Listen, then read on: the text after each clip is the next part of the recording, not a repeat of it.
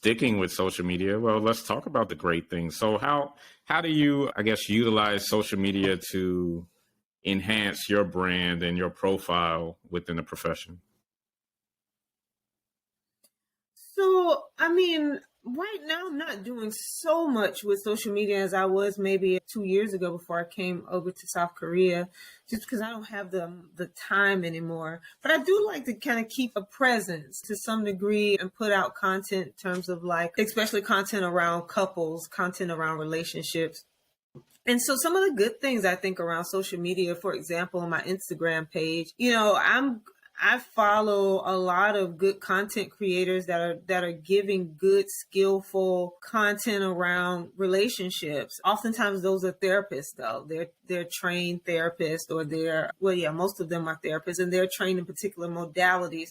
So I follow them, and so when I pull up my Instagram, that I'm getting that content, good quotes, or good, things for me to sort of chew on throughout the day. I follow different sermons, and, a lot of times I'm finding preachers are preaching more about trauma and about relationships. And so I think when we can use social media in that way and get things that help us to like just think about, different things, I think that's really important. We just have to be, the Bible says, take heed to what you hear. So I think we just have to be really strategic about what we decide to let in our ears, what we decide to meditate on. Because when you think about some of the people who consider themselves thought leaders, what comes to my mind might be someone like Kevin Samuels, and there was so much going on around him.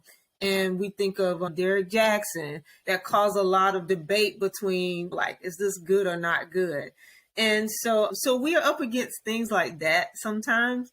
I just think we have to, when we're thinking about what am I going to bring into my heart and my relationship, I would definitely advise someone who says, what do I need to bring into my relationship? I would say you want to be very careful about what you're bringing in there and where you're getting that information